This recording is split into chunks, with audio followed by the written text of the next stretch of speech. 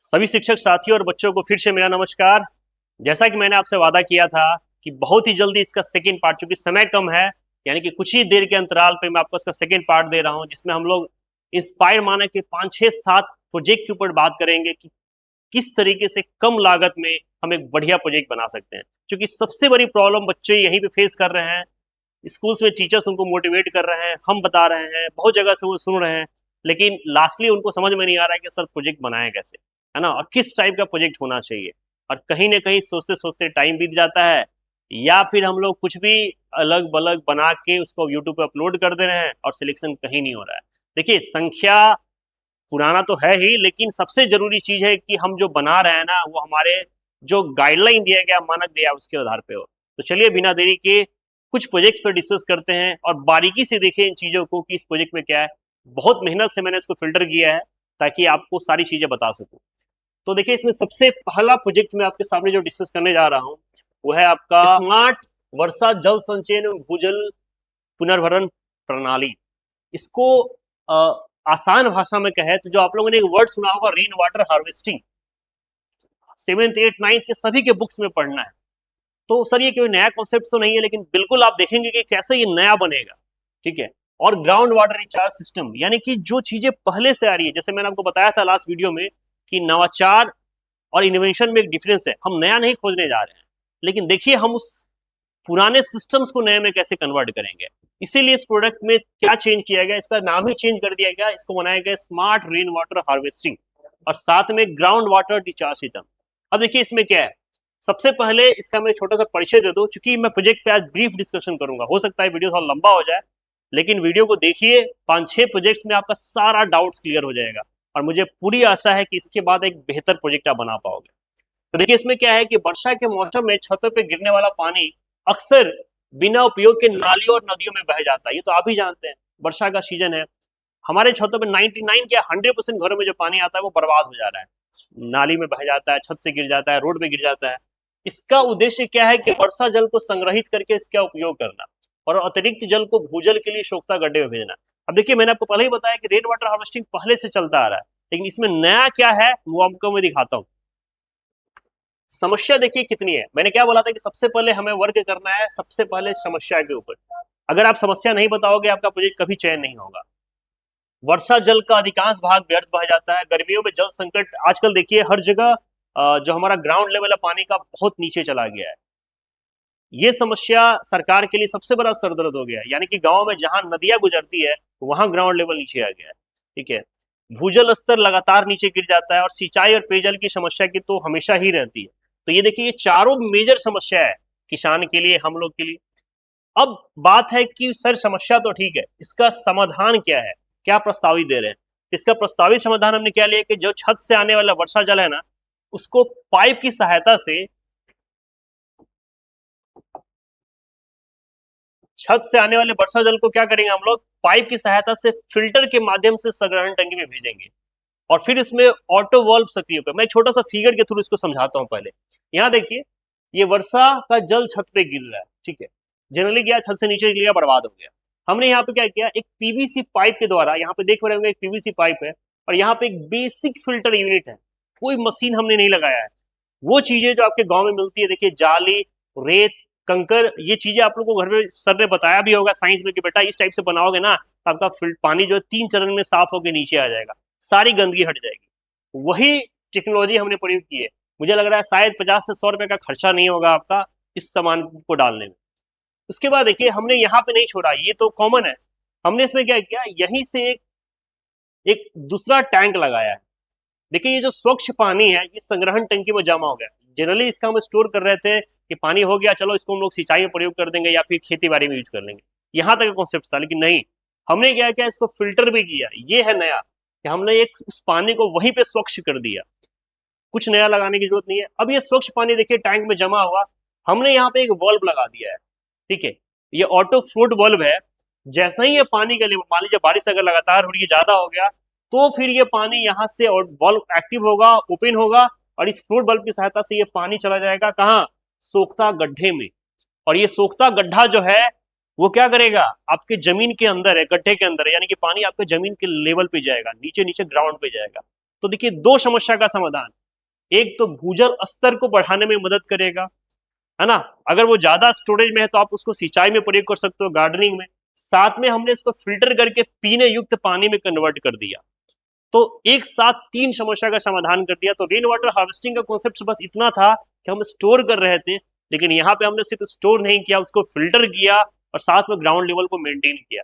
ये था smart rain water harvesting. अब बताओ इसमें हमने कौन सा मशीन प्रयोग किया है? क्या हमने कोई एआई रोबोटिक्स किट लगाया है? क्या हमने एक्स्ट्रा कोई कंपोनेंट या सर्किट का यूज कर दिया? कुछ नहीं, बेसिक चीजें, और इसी से हमारा चार समस्या समाधान हो जाएगा। यहाँ पे देखिए कॉस्टिंग भी आपको बतानी है, क्योंकि प्रोजेक्ट में ये भी चीज देखा जाता है कि आप कितना खर्च कर रहे हो। तो कुछ नहीं, पीवीसी पाइप मान लीजिए 100-150 रुपया बहुत है, सब मिला के आपका 450 से 500 रुपया खर्च होने वाला है। आपका प्रोजेक्ट रेडी हो जाएगा, एक ऐसा प्रोजेक्ट रेडी हो जाएगा जो आप घर पे बनाओगे ना, इसको वर्किंग मॉडल और वीडियो दिखाओगे तो आप समझिए कि आपके चांसेस कितने होंगे चयन होने के।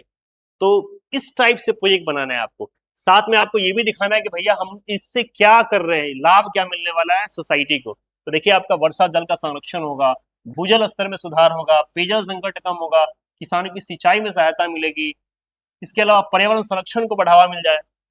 भविष्य की संभावनाओं की हम बात कर सकते हैं कि अगर इस प्रकार से वाटर लेवल इंडिकेटर, वर्षा मापक, रेन गॉज लगा दे तो ये और ज्यादा उपयोगी हो जाएगा। ठीक है, एक पॉइंट मैंने और ऐड किया था कि इंस्पायर माने के लिए परियोजना क्यों उपयुक्त है, तो आप ये आपके लिए इसको देखिए कि हम समुदाय और सोसाइटी की चीजें कैसे कर रहे हैं। तो इस तरीके से हमें कम बजट में प्रोजेक्ट्स बनाना है। ये पहला प्रोजेक्ट था। चलिए मैं आपको दूसरे प्रोजेक्ट के लिए चलता हूं। देखिए एक दूसरी बड़ी समस्या, मैं आज सिर्फ गांवों की समस्या की बात करने जा रहा हूं, जो हमारे गांव में लोग बहुत परेशान है। टॉपिक देखिए, पक्षी एवं पशु मित्र बीज संरक्षण प्रणाली। ठीक है, इसमें इंग्लिश में कहा तो eco friendly seed protection system. गांव में जो हमारे किसान होता है ना, एक बहुत बड़ी समस्या से जूझते हैं। इतना मेहनत करके इतना एक्सपेंसिव सीड्स डालते हैं और बहुत सारे सीड्स या तो बर्बाद हो जाते हैं, कीड़े खा जाते हैं, या बाहरी कोई जानवर आकर उसको डिस्ट्रॉय कर देता है। बहुत सारी समस्या है वहां पे। मैं आपको इस प्रोजेक्ट के परिचय के बारे में बताऊं। देखिए बुआई के बाद पक्षी जो है बीज खा जाते हैं, जिससे दोबारा बुआई करनी पड़ती है और समय तथा धन दोनों का नुकसान होता है। ऑब्वियसली ये किसान के लिए बहुत बड़ी चीज है कि एक चीज को लगाया दोबारा उसका नुकसान होने का बाद फिर से उसी तैयारी को उसी तरीके से करिए, संभव नहीं होता। पैसा समय सब जाता है। समस्या यहाँ पे क्या आई, ये सबसे जरूरी है कि बुआई के बाद पक्षियों द्वारा बड़ी मात्रा में बीज खा जाना, किसान को दोबारा बुआई करना, समय श्रम और पैसे की क्षति, कई हानिकारक तरीके से पर्यावरण के लिए उचित नहीं होते। बात है समाधान की, सर समाधान क्या करेगा इसमें? देखिए समाधान क्या है, ये फिगर में आपको आता हूं। यहाँ पे बता दूं कि देखिए बांस, सूती धागा, पुराना सीडी। अब बताइए बांस गांव में बहुत महंगा होता है क्या? कहोगे नहीं सर, आसानी से मिल जाता है। सीडी जिसकी कहानी खत्म हो चुकी है, हर जगह फेंके हुए मिल जाएंगे आपको। ठीक है, इसके अलावा सूती धागे कितने कॉस्ट की आती है? यानी कि कुल मिला के अगर मैं इसमें खर्चे की बात करूं तो 200 से 300 रुपया खर्च नहीं लगने वाला है। इस फिगर को देखिए, यहाँ पे कई सारे बम्बूज लगाए गए, बांस लगाए गए, इसमें देखिए ये सीढ़ी टांग दी गई है और इसमें ये रिफ्लेक्टिंग प्लेट्स लगाए गए। देखिए कैसे है, खेत के चारों ओर बांस लगाएंगे, बांस के बीच में धागा बांध देंगे, धागों पर पुराने सीढ़ी और रिफ्लेक्टिव स्ट्रिप, चमकने वाले स्ट्रिप लगे हुए हैं। हवा चलने पर जब प्रकाश की चमक और हलचल होगी ना, ये सीडी भी चमकता है और रिफ्लेक्टिंग किट भी होती है। इतना ज्यादा रिफ्लेक्शन देगा ना कि कोई पक्षी इसके आसपास भी नहीं फटकेगा इसके रिफ्लेक्शन से। ठीक है, तो ये जो चूंकि वो भी देख के ही बैठते हैं ना, उनकी आंखों में भी होती है, हमें भी उतना दिक्कत होगी तो भाई पक्षी तो छोटी सी चिड़िया होती है। तो ये जो रिफ्लेक्शंस, एक तरह से हमने एक ऐसा रिफ्लेक्शन किट बना दिया, अगर चारों ओर से बना दिया ना, तो आपको पूरा खेत में कभी पक्षी नहीं बैठ सकता, क्योंकि वो ज्यादातर दिन में परेशान करते हैं। हाँ नाइट में, अगर नाइट में ज्यादा समस्या हो, एक छोटा सा लाइट लगा दीजिए, ये भी समस्या सॉल्व हो जाएगी आपकी। ठीक है, तो सोचिए इतने कम खर्चे में कितना बढ़िया प्रोजेक्ट है जो आपके किसानों की कई सारी समस्याओं का समाधान कर दिया। ठीक है, तो इस तरीके से यहाँ पर प्रकाश का परावर्तन, गति, बस इस दो कॉन्सेप्ट से हमने प्रोजेक्ट बना दिया और कई सारे फ्यूचर स्केप है उसके, विदाउट एनी एक्सपेंस, कोई भी एक्स्ट्रा खर्च नहीं, कोई बिजली का काम नहीं, कुछ नहीं, कोई बैटरी नहीं, कोई मोटर नहीं, कुछ नहीं लगाना। ये है नवाचार, है ना। ये हमने कुछ नया इन्वेंशन नहीं किया है, पुरानी चीजों को प्रयोग करके ही हमने एक नवाचार दे दिया, एक नई प्रोजेक्ट्स में कन्वर्ट कर दिया। चलिए अगले प्रोजेक्ट की ओर बढ़ते हैं। मैं आज आपको 5 प्रोजेक्ट्स दे रहा हूं ताकि इसके बाद आप ये ना कहे, ये बहाना ना बनाए कि सर हमारे पास आइडियाज नहीं है कि हम कैसे प्रोजेक्ट्स को बनाए। तीसरा प्रोजेक्ट देखिए क्या है हमारा, कम लागत वाला चारा काटने की मशीन। देखिए गांव में जो हमारा चारा काटने की मशीन होती है उसमें एक अक्सर आपने देखा होगा, कोई ऐसा गांव नहीं होगा जिसमें 2-4 लोगों के हाथ नहीं कटे हैं उसमें। क्योंकि जब हम लोग डालते हैं ना मैनुअल तरीके से, तो गलती से थोड़ा सा भी ध्यान भटका हाथ अंदर चला जाता है, और फिर वहां पे आप समझ सकते हैं कि वो मशीन कितना तेज होता है, कितना बड़ा नुकसान होता है। तो यहाँ पे जो हमने बनाया है एक low cost safety guard for folder cutting machine. ग्रामीण भारत में चारा काटने की मशीन बहुत ही ओपी है, लेकिन सुरक्षा की कमी का, दुर्घटनाओं का खतरा हमेशा रहता है। यानी कि समस्या क्या है, चारा काटते समय हाथ, ब्लेड के हाथ करीब पहुंच जाना, हाथ कटने का डर, मशीन में सुरक्षा आवरण न होने का, दुर्घटना का खतरा, और महिलाएं और बच्चे के लिए तो ये बहुत बड़ा डेंजर है, ज्यादातर बच्चे इसके शिकार हो जाते हैं। ठीक है, इसका जो समाधान हम लेके आए हैं, इसमें क्या है कि लोहे की जाली, स्प्रिंग और स्लाइडिंग किट, बहुत ही छोटे उपकरण। देखिए यहाँ पे हम लोग क्या प्रयोग कर रहे हैं, लोहे की जाली, पतली लोहे की सीट, स्प्रिंग, बोल्ट, नट और वेल्डिंग सामग्री, यानी कुल मिला के हम लोग कहा जाए 400 से 500 रुपए का सामान है मैक्सिमम, जो हर गांव में इजिली अवेलेबल है। कैसे कार्य करेगा, देखिए हमने मशीन के सामने, आप ये देख पा रहे होंगे, एक ब्लेड के सामने एक सुरक्षा जाली लगा दी है। जो ओपन होता है ना, उसको हमने कवर कर दिया है सुरक्षा जाली से। अब चारा एक सर्कुलर स्लाइड से ब्लेड तक पहुंचेगा, यहाँ पे जो दिया गया। इसके अलावा हाथ जाली से आगे जा ही नहीं पाएगा, वो कितना भी कोशिश करेगा उसके आगे हाथ नहीं जाएगा, वहीं पे उसको रोक दिया जाएगा, और स्प्रिंग प्रणाली जाली को अपनी जगह बनाए रखेगी। यानी कि जो फिक्स रहेंगे, यहाँ पे जो स्प्रिंग है वो जाली को मेंटेन करके रखा है, स्लाइडिंग प्लेट है, केवल चारा अंदर जा रहा है और हाथ आपका अंदर नहीं जाएगा। तो समझिए कि हमने एक बहुत बड़ी जो खतरा था, लोगों को जो समस्या थी ना, उसका हमने समाधान कर दिया एक छोटे से इनोवेशन से। तो ये भी बहुत ही लो कॉस्ट में एक नया इनोवेशन है, एक नया नवाचार है। ठीक है, तो ये आपका थर्ड प्रोजेक्ट है, बाकी पॉइंट्स आपको देख लीजिएगा, फ्यूचर स्केप क्या है वो सारी चीजें मैं आपको शेयर कर दूंगा, पीडीएफ भी, चाहे आप देख पाएंगे। नेक्स्ट प्रोजेक्ट जो हम बात कर रहे हैं वो है आपका स्मार्ट पशु सुरक्षा एवं खेत संरक्षण प्रणाली। अगेन हम लोग, मैं बात पहले ही बोला कि आज हम लोग सिर्फ गांव के प्रोजेक्ट की बात करने वाले हैं। यहाँ पे जो प्रोजेक्ट है उसका इंग्लिश नेम है आपका low cost animal alert and crop protection system. एक गांव की एक बहुत बड़ी समस्या आज के डेट में है, आपने देखा होगा कि जो हमारे नीलगाय है या बहुत सारे ऐसे जानवर हैं जो हमारे खेतों में घुस के पूरे फसल को बर्बाद कर दे रहे हैं। किसान इतनी मेहनत से खेती करते हैं, फसल लगाते हैं, बड़ा भी हो जाता है, और जब एक तरह से कहिए आउटपुट का समय है तो पूरे खेत को रौंद के चले जाते हैं जानवर। हमें बहुत ही कम लागत में इस समस्या का समाधान करना है। कैसे करेंगे, तो देखिए जो हमारा प्रोजेक्ट है क्या है, ग्रामीण क्षेत्रों में आवारा पशु, नीलगाय और जंगली सुअर रात के समय खेतों में प्रवेश कर फसलों को नुकसान पहुंचाते हैं। यानी कि हमारी समस्या क्या है, फसल को नुकसान पहुंचाना, किसान को रात भर पहरा देना पड़ता है। फसल का नुकसान से आप समझ सकते हैं कि पूरा अगर फसल ही खत्म हो जाए तो आमदनी की तो बात ही नहीं कर सकते। ठीक है, और महंगे उपकरण खरीदने का मतलब है कि हमें अपनी कॉस्टिंग को दोबारा बहुत बढ़ा देना, और हर गांव में ये संभव भी नहीं है। अब है कि सर इस समस्या का समाधान कैसे करेंगे। देखिए हमने इसमें किन किन चीजों का प्रयोग किया है। बांस, क्या हर गांव में बांस अवेलेबल है क्या, बहुत महंगा होता है क्या, कहोगे नहीं सर, बहुत आसानी से मिल जाता है। घंटी, कोई ऐसा गांव ना हो जिसमें 2-4 मंदिर नहीं होते जहां घंटी अवेलेबल ना हो, इजिली हर दुकानों पे अवेलेबल है। रिफ्लेक्टिव टेप हर जगह मिल जाता है, रस्सी और लकड़ी के खूंटे, यानी कोई ऐसा सामान नहीं है जो छोटे से छोटे गांव में अवेलेबल ना हो। हमें कहीं शहर में नहीं भटकना है किसी प्रोजेक्ट को बनाने के लिए। करेंगे कैसे, देखिए हमने क्या किया, यहाँ पे आप बांस देख रहे होंगे, हमने खेत की जो बाउंड्रीज होती है, जो सीमा होती है चारों ओर की, वहां पे हमने क्या कर दिया, बांस लगा दिए। ठीक है, उस बांसों के बीच में एक मजबूत रस्सी बांध दिया, देखिए छोटे छोटे गैप पे बांस बांधिए चारों ओर से, उसमें क्या करिए, रस्सी बांधिए। उस रस्सी के बीच में देखिए हमने घंटी को रिफ्लेक्टिंग टेप को लटका दिया है। यानी कि एक बार घंटी एक रिफ्लेक्टिंग टेप, घंटी एक रिफ्लेक्टिंग टेप, या आप चाहे तो पुराने सीडी का प्रयोग कर सकते हैं। उसके बाद क्या होगा कि जैसे ही, आपको पता है कि जो खेत खाली जगह होता है वहां पे हवाएं काफी अच्छी होती है, जैसे ही हवा बहेगी तो क्या होगा, घंटी डोलेगा, और घंटी डोलेगा तो क्या होगा, आवाज आएगी। साथ में ये जो रिफ्लेक्टिंग टेप है, जैसे ही इस पे सनलाइट पड़ेगा, सूर्य की रोशनी पड़ेगी, वो चमकेगा, उसकी चमक कितना ज्यादा रिफ्लेक्शन क्रिएट कर सकती है आप समझ सकते हैं। तो यहाँ पे दोनों चीजें हुई, एक तो उसके लाइट के कारण भी पशु इंटर नहीं कर पाएगा, और घंटी की आवाज से पशु आवाज से भागते हैं। ठीक है, तो आवाज से वो आसपास में फटक भी नहीं पाएंगे। तो हमने बिना किसी मशीन के दो समस्या का समाधान कर दिया। कोई भी पशु अगर आप चारों तरफ से इस बार को लगा दो, न इससे किसी आदमी को नुकसान हो सकता है, ना कोई बिजली का झटका देने की जरूरत है, न वायर लगाने की जरूरत है, कुछ नहीं करना है। और हम इसका परमानेंट सॉल्यूशन कर देंगे 400 से 500 रुपए में एक खेत को। तो देखिए हमने किसी बिना नया आविष्कार के, हमने एक नए नवाचार को, टेक्निक का यूज करके एक पूरा स्मार्ट सुरक्षा दे दिया अपने खेतों को, और इसको आप अपने खेतों में जरूर इंप्लीमेंट करिए। इंस्पायर माने में आपका प्रोजेक्ट सफल हो ना हो, आपके खेद का समाधान जरूर हो जाएगा। तो इस तरह से आपको प्रोजेक्ट्स बनाने हैं, ठीक है, बिल्कुल प्रैक्टिकल, एक ऐसा मॉडल जो सिलेक्टर 10 बार सोचे कि इसको रिजेक्ट कैसे करे, है ना।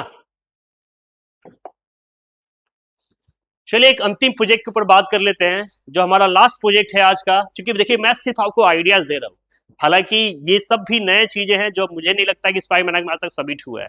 आप इसके ऊपर भी काम कर सकते हो, लेकिन सभी लोग इसके ऊपर काम करोगे तो फिर तो दिक्कत है। इसीलिए इस टाइप के आइडियाज को मैं सर्कुलेट कर रहा हूँ कि कैसे सोचना है। एक और बड़ी समस्या देखिए, स्मार्ट जल गुणवत्ता एवं सुरक्षित पेयजल निगरानी प्रणाली। इसमें भी हम लोग कोई महंगे सामान का प्रयोग नहीं करेंगे, थोड़ा सा साइंस के ऊपर आएंगे। अभी तक हमने बहुत बेसिक चीजों पे बात की है, थोड़ा सा साइंस का प्रयोग करेंगे यहाँ पे। पहले समस्या की बात करते हैं।